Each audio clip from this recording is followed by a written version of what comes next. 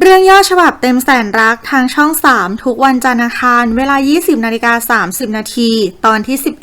11รณกรบอกกับทุกคนว่าชมชวีเป็นนักร้องในบาร์ราณีช่วยพูดแต่ก็ไม่มีอะไรดีขึ้นคุณนายเหมยไม่พอใจมากจึงไล่ชมชวีไปรณกรโกรธมากจึงยืนยันว่าจะแต่งงานกับชมชวีและทะเลาะกับคุณนายเหมยคุณนายเหมยจึงไล่รณกรออกจากบ้านหากเขายังยืนยันที่จะแต่งงานกับชมชวี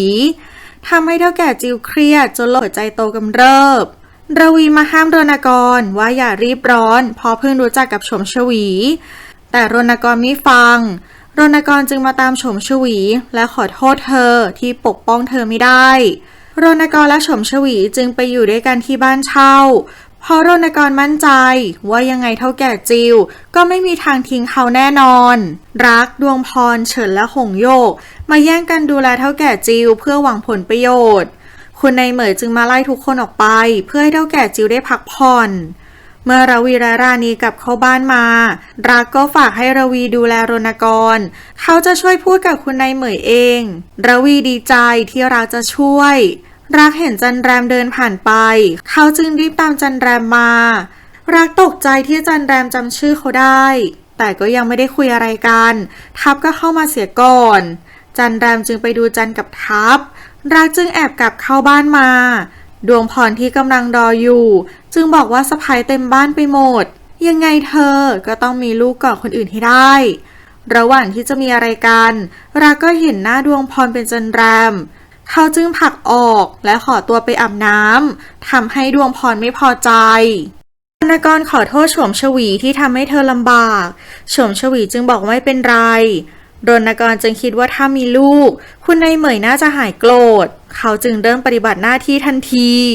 ส่วนระวีก็คุยกับราณีเรื่องปัญหาต่างๆและราณีก็บอกว่าคุณนายเหมยไม่ค่อยชอบหน้าเธอระวีจึงบอกว่าเขามีทางแก้คือการรีบมีหลานให้คุณนายเหมยเร็วๆเฉินก็คุยกับหงโยกว่าแต่ละคนคงจะแข่งกันปั๊มหลานเพื่อเอาใจคุณนายเหมยกันหงโยกก็ยังโกรธที่คุณนายเหมยทำให้เธอท้องไม่ได้อีกทำให้เฉินพานโมโหไปด้วยวันรุ่งขึ้นคุณนายเหมยให้รับไปดูที่ดินแทนเพราะเหมยจะพาเฒ่าแก่จิวไปหาหมอ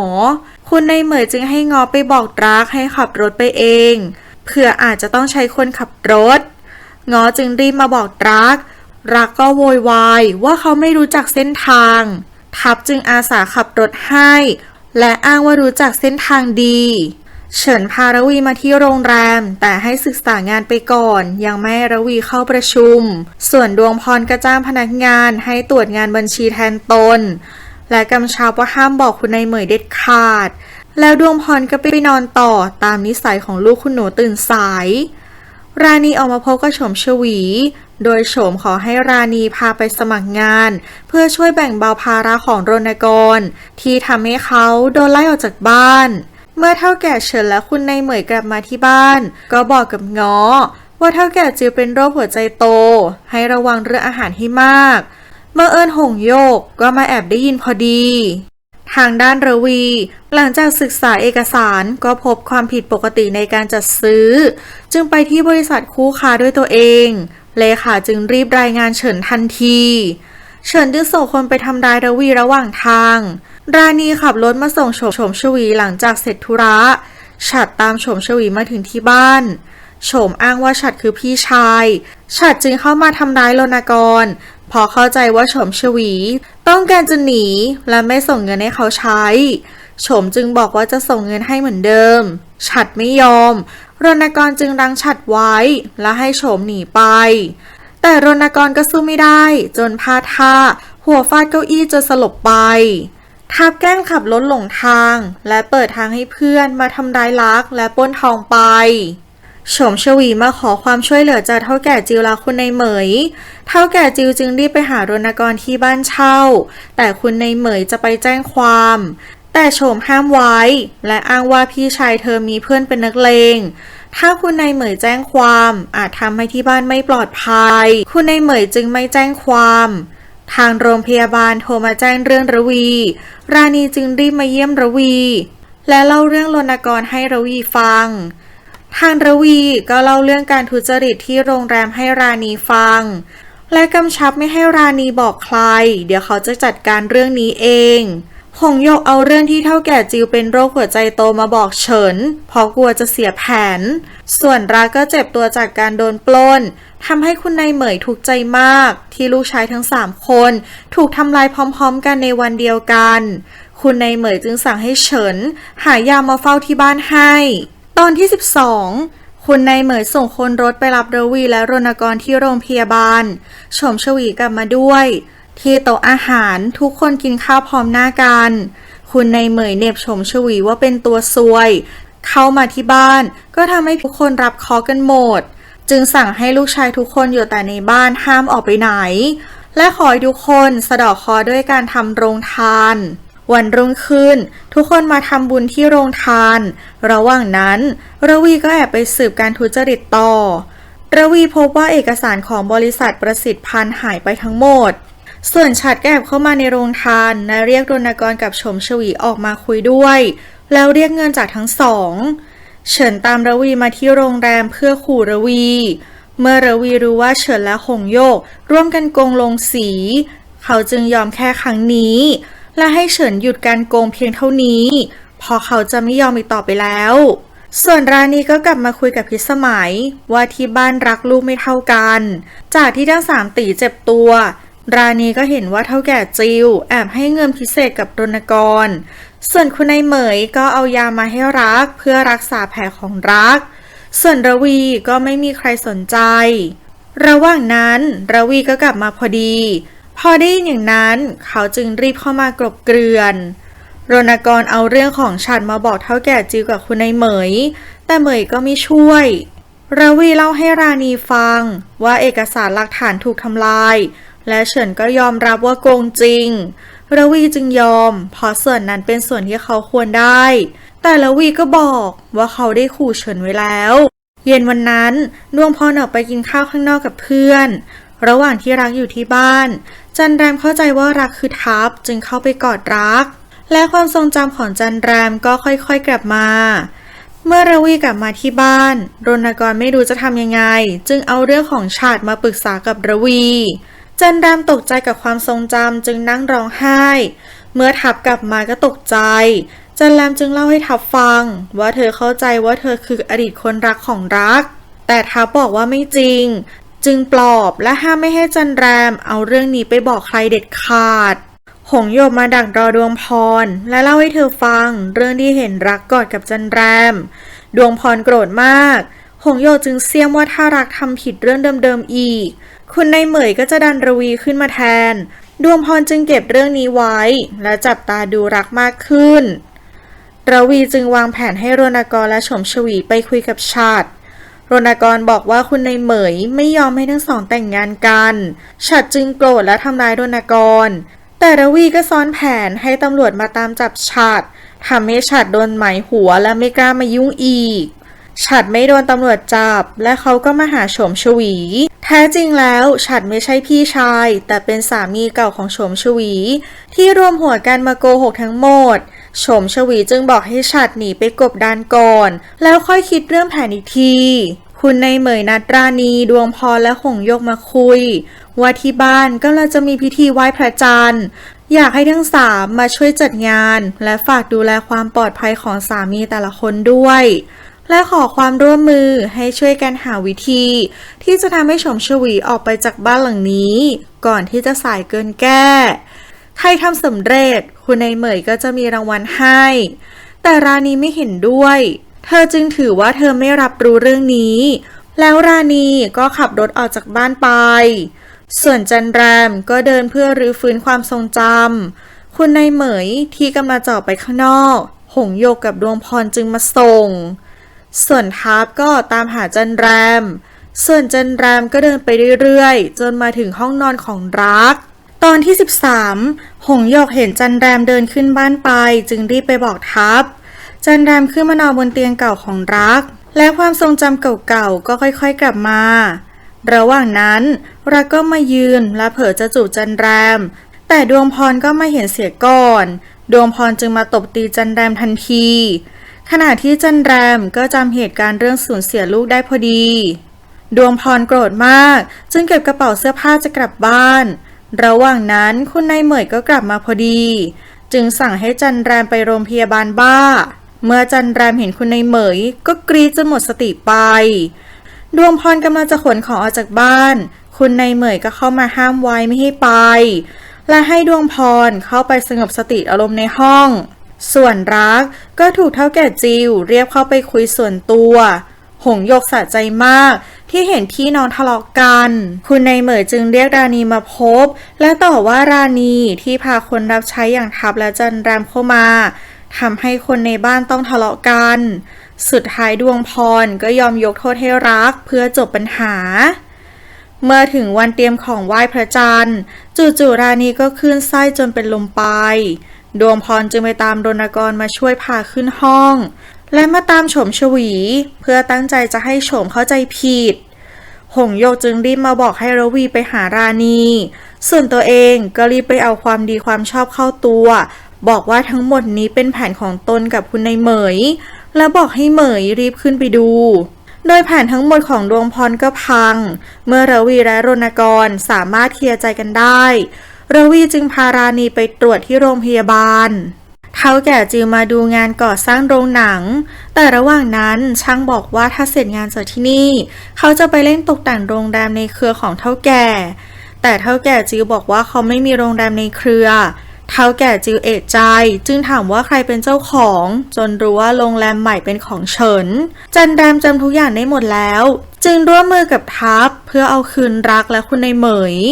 ที่โรงพยาบาลปรากฏว่าราณีท้องจริงๆทำให้ระวีดีใจมากส่วนหงโยกก็โมโหที่ราณีท้องเพราะเธอไม่สามารถท้องได้แต่เฉินก็บอกว่าไม่ต้องใส่ใจเพราะต่อไปทุกอย่างก็จะดีขึ้นแน่นอนส่วนโฉมฉวีก็บอกว่าเธอจะปล่อยให้ท้องเพื่อไม่ให้รณกรด้อยกว่าพี่ๆไปเสียหมดรณกรเห็นด้วยแล้วตอบตกลงในวันไหว้พระจันทร์ระหว่างนั้นเฒ่าแก่จิวก็หน้ามืดหมดสติจึงรีบพาไปโรงพยาบาลเฒ่าแก่จิวอาการดีขึ้นแต่ก็ต้องนอนที่โรงพยาบาลก่อนเพื่อดูอาการตอนที่14หลังจากเฒ่าแก่จิวออกจากโรงพยาบาลลูกชายและลูกสะใภ้ต่างก็แวะเวียนกันมาดูแลรักมาคุยเรื่องซื้อตึกให้คุณนายเหมยระหว่างนั้นจันแรมก็เอาจดหมายมาให้เพื่อหลอกล่อให้รักตามมาหาโดยทัพได้เตรียมปืนไว้เพื่อจัดการกับรักแต่คำเตือนของเฒ่าแก่จิวที่เคยเตือนไว้ก่อนหน้านี้ว่าให้คิด3 ครั้งก่อนจะทำอะไรเพื่อความรอบคอบคำเตือนนั้นจึงช่วยชีวิตรักไว้ได้ในขณะที่ทัพและจันแรมก็โมโหที่ทุกอย่างไม่เป็นไปตามแผนเฉินเรียกระวีมาแนะนำตัวในที่ประชุมแต่ทุกคนไม่ค่อยใส่ใจระวีเพราะทุกคนเป็นพวกเดียวกับเฉินทั้งหมดคุณนายเหมยคุยกับง้อว่าการป่วยของเฒ่าแก่ครั้งนี้รักและรณกรมาดูแลเอาใจใส่มากกว่าระวีระหว่างนั้นดวงพรก็มาถามหารักพอเฒ่าแก่ตั้งใจจะเรียกลูกๆเข้าไปพบเมื่อรักกลับมาที่บ้านดวงพรก็รีบมาบอกให้รักรีบขึ้นไปคุยกับเฒ่าแก่จิวแต่เฒ่าแก่จิวก็แอบมาหาเฉินที่โรงแรมใหม่เฒ่าแก่จิวโกรธและเสียใจมากที่จับได้ว่าเฉินตั้งใจจะเปิดโรงแรมเป็นคู่แข่งกันจึงตัดขาดความเป็นพ่อลูกจนอาการสุดหนักหน้ามืดตกบันไดเสียชีวิตส่วนเชเอมก็บังเอิญเห็นทัพใส่ลูกปืนที่คอกม้าแล้วไปรอที่บ้านรางท้ายไร่เพื่อจัดการกับรักแต่รักกลับไปเสียก่อนจึงเอาเรื่องราวทั้งหมดมาบอกกับราณีจึงให้เชเอมกลับมาอยู่ที่บ้านพิษสมัยก่อนเพื่อจับตาดูทัพและจันแรมถ้ามีอะไรผิดปกติให้รีบรายงานเธอทันทีโดยราณีก็ไปบอกกับระวีว่าให้เตือนรักเรื่องนี้ด้วยที่โรงพยาบาลทุกคนเสียใจมากที่เฒ่าแก่จิวเสียชีวิตคุณนายเหมยก็โทษว่าเป็นความผิดของเฉินที่ทำให้เฒ่าแก่จิวตายก่อนเฒ่าแก่จิวจะตายได้ฝากฝังกับระวีเอาไว้ว่าเขาไว้ใจระวีมากที่สุดและที่เขาละเลยระวีพอระวีไม่มีอะไรน่าเป็นห่วงจึงไปสนใจรักและรณกรมากกว่าที่น่าเป็นห่วงเฒ่าแก่จิวจึงขอโทษระวีแล้วกอดกันเหมือนเป็นการปลดล็อกหลายๆอย่าง ในงานศพของเฒ่าแก่จิวคุณนายเหมยมาขอโทษที่พูดจาไม่ดีด้วยก่อนที่เฒ่าแก่จิวจะตายเพราะคุณนายเหมยต้องการให้รักมาบริหารโรงแรมแทนระวีเพื่อให้เป็นไปตามลำดับขั้นพี่น้องไม่ให้ระวีมาข้ามหน้าข้ามตารักที่เป็นพี่ชายคนโตแต่เฒ่าแก่จิวไม่ยอมเพราะเขียนพินัยกรรมไปหมดแล้วในวันเปิดพินัยกรรมอัญมณีและสมบัติทั้งหมดตกเป็นของคุณนายเหมยแต่โรงแรมโรงสีและโรงหนังให้ระวีดูแลและแบ่งให้พี่น้องอย่างเท่าเทียมกันคุณนายเหมยไม่เห็นด้วยเพราะตอนที่เฒ่าแก่ป่วยระวีก็ไม่ได้เข้ามาดูแลราณีจึงช่วยพูดว่าที่ระวีและเธอไม่ได้เข้ามาเยี่ยมพอเฒ่าแก่จิวมอบหมายงานให้ทำเกี่ยวกับโรงหนังยังไงคุณนายเหมยก็ยืนยันว่าจะคัดค้านพินัยกรรมฉบับนี้และจะมอบโรงแรมให้รักดูแลแล้วมอบโรงหนังให้รณกรดูแลแล้วให้ระวีดูแลโรงสีระวีน้อยใจและโกรธมากที่เขาไม่เคยมีสิทธิ์ได้เลือกอะไรเลยจึงตัดสินใจไม่ยกอะไรให้ใครเลยเขาจะดูแลเองทั้งหมดโดยโรงแรมเขาจะดูแลเองโรงหนังให้ราณีดูแลส่วนโรงสีเขาก็จะจ้างผู้จัดการมาดูแลแทนเพราะเขาไม่ชำนาญเรื่องโรงสีแต่ยังไงคุณนายเหมยก็ไม่ยอมพร้อมยื่นคำขาดตัดแม่ตัดลูกกับระวีเสียใจมากที่ความสัมพันธ์พี่น้องต้องแตกหักกันจึงเก็บเสื้อผ้าออกจากบ้านไปรณกรโกรธที่เฒ่าแก่จิวให้เขาเป็นผู้ช่วยราณีที่โรงหนังชมชวีเห็นช่องทางจึงชวนรณกรเปิดบาร์ส่วนรักก็ไม่ยอมเป็นผู้ช่วยของระวีที่โรงแรมจึงมาคุยกับคุณนายเหมยว่าเขาจะทำธุรกิจของตัวเองคุณนายเหมยก็เห็นด้วยรักจึงขอคุณนายเหมยไปเที่ยวเพื่อพักผ่อนและไปศึกษาธุรกิจที่เขาจะทำด้วยเพื่อการไปเที่ยวครั้งนี้รักจะมีลูกกับเขาบ้างคุณนายเหมยเห็นด้วย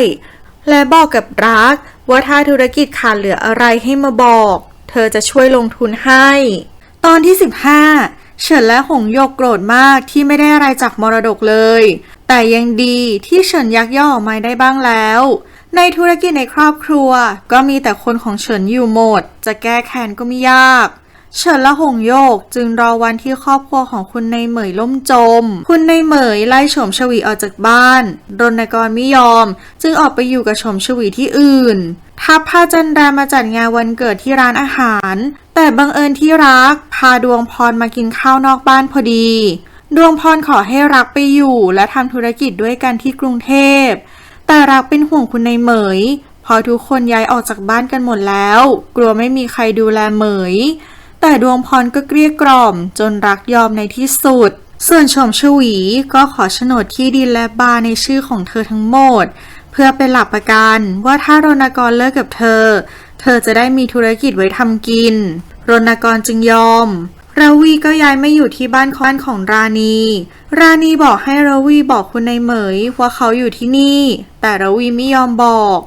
แล้วราณีก็ขอไปเยี่ยมคุณนายเหมยที่บ้านบ้างระวีก็ตอบตกลงแต่ไม่ให้ราณีไปบ่อยเพราะกลัวสะใภ้คนอื่นจะไม่พอใจต่อมาเฉินก็เปิดโรงแรมรุ่งเจริญเพื่อแข่งกับโรงแรมเจริญรุ่งของระวีแต่เฉินก็เชิญระวีมางานด้วยระวีก็ยอมมาและเฉินก็ประกาศเป็นศัตรูกับระวีทันทีราณีมาดูแลที่โรงหนังชมชวีมาดูทำเลที่เปิดบาร์กับรณกรเมื่อชมเห็นราณีก็รีบเข้ามาต่อว่าราณีเรื่องพินัยกรรมราณีพยายามเตือนสติรณกรแต่ชมก็ไม่ให้รณกรฟังแล้วจะเข้าไปทำร้ายราณีรณกรจึงดึงชมชวีออกไปที่โรงแรมของระวีผู้จัดการฝ่ายบุคคลมาแจ้งว่ามีพนักงานลาออกเป็นจำนวนมากระวีจึงให้พวกเขาลาออกทันทีเพราะเขารู้ว่าคนพวกนี้มีที่จะไปอยู่แล้วผู้จัดการฝ่ายบุคคลจึงเอ่ยปากชมระวีว่าเฒ่าแก่จิวให้คนมาดูแลต่อได้ดีและเหมาะสมจริงๆและเขาจะปฏิบัติหน้าที่อย่างเต็มที่ระวีจึงกล่าวขอบคุณเมื่อราณีกลับมาจากโรงหนังก็กลับบ้านและเอาอาหารมาให้ระวีที่โรงแรมระวีจึงคุยกับราณีเรื่องโรงแรมและย้ำให้ราณีดูแลตัวเองเพราะเธอก็ท้องอยู่รณกรมาหาคุณนายเหมยที่บ้านเพื่อขอให้คุณนายเหมยไปคุยให้เผื่อได้ที่ดินที่ถูกลงแล้วรณกรก็ชวนคุณนายเหมยลงทุนเปิดบาร์ คุณนายเหมยไม่เห็นด้วยเพราะไม่ชอบพวกเต้นกินรำกินและพวกที่มั่วสุมกลางคืนและจะไม่ร่วมลงทุนรณกรจึงบอกว่าอย่าให้เขารู้ว่าคุณนายเหมยไม่ช่วยเขาแต่ไปช่วยรักคุณนายเหมยจึงอ้างว่าเงินเธอจะลงทุนกับใครก็ได้ที่เห็นว่าธุรกิจงอกเงยรณกรจึงโมโหออกไปที่โรงแรมคุณทนายเอาเอกสารสมัครงานของคนที่จะมาดูแลโรงสี3 คนมาให้ระวีเลือกแต่ระวีไม่เลือกใครสักคนพอรู้ทันแผนของเฉินและที่สำคัญประกาศรับสมัครงานระวียังไม่ได้เซ็นจะประกาศรับสมัครงานได้ยังไงระวีจึงรู้ทันทีว่าทนายรับเงิน2 ที่เป็นนก2 หัวจึงยื่นข้อเสนอว่าทนายจะลาออกหรือจะมาทำงานและขึ้นตรงกับระวีโดยตรงส่วนราณีก็มาเยี่ยมคุณนายเหมยที่บ้านเพื่อหวังจะเป็นกาวใจระหว่างคุณนายเหมยและระวีระหว่างนั้นรักและดวงพรก็มาคุยกับคุณนายเหมยว่าจะเปิดร้านเพชรที่กรุงเทพแต่คุณนายเหมยไม่ยอมเพราะมันเสี่ยงเกินไปแล้วราณีก็เดินมาได้ยินพอดีคุณนายเหมยจึงไล่ราณีกลับบ้านเมื่อคุณนายเหมยไม่ยอมรักและดวงพรจึงต้องลงทุนเองไปก่อนพอรักรู้ดีว่าถ้าเกิดอะไรขึ้นคุณนายเหมยก็ต้องช่วยเขาอยู่แล้วที่โรงแรมระวีต้องทำงานหนักขึ้นเพราะพนักงานลากันหลายคนราณีเอาเรื่องที่รักจะเปิดร้านเพชรที่กรุงเทพมาเล่าให้พิสมัยฟังแต่จันแรมแอบได้ยินจึงมาเล่าให้ทับฟังทับกับจันแรมจึงคิดที่จะจัดการกับรักก่อนที่จะไปกรุงเทพส่วนชะเอมที่แอบเห็นว่าจันแรมแอบฟังราณีจึงตามจันแรมมาจึงรู้แผนการของทัพและจันแรมทั้งหมดที่โรงแรมระวีซื้อน้ำและขนมมาฝากพนักงานที่ทำงานล่วงเวลาให้แล้วระวีก็อยู่สแตนด์บายที่โรงแรมทั้งคืนทางด้านโฉมชวีเมื่อเห็นว่ารณกรหลับก็มาแอบโทรหาเจ้าของที่ดินเพื่อต่อรองค่าในหน้า